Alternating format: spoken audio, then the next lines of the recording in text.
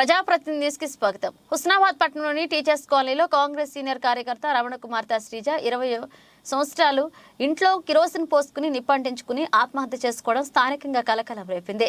నిప్పంటించుకున్న శ్రీజను కుటుంబ సభ్యులు గమనించి హుస్నాబాద్ ప్రభుత్వ ఆసుపత్రికి తరలిస్తుండగా మార్గ మధ్యలోనే మృతి చెందింది.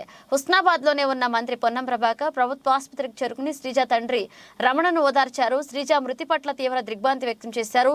దీంతో హుస్నాబాద్ నియోజకవర్గంలో నేడు పాల్గొన్న పలు అభివృద్ధి కార్యక్రమాలను మంత్రి పొన్నం ప్రభాకర్ రద్దు చేసుకున్నారు. శ్రీజ ఆత్మహత్యకు కారణం తెలియాల్సిందే.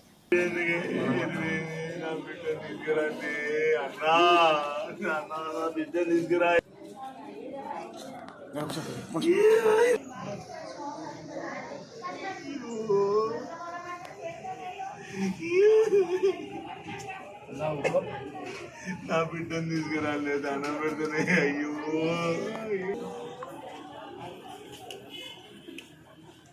రాములు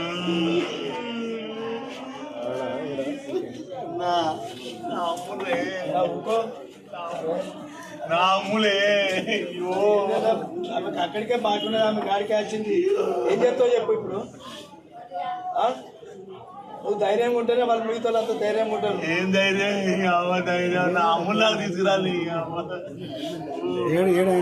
లేడు అమ్ములే అయ్యో అమ్ములు అన్నా ఊకో. నా అమ్ములు తీసుకురాలే దండం పెడితే అమ్ములు తీసుకురాలే అయ్యో.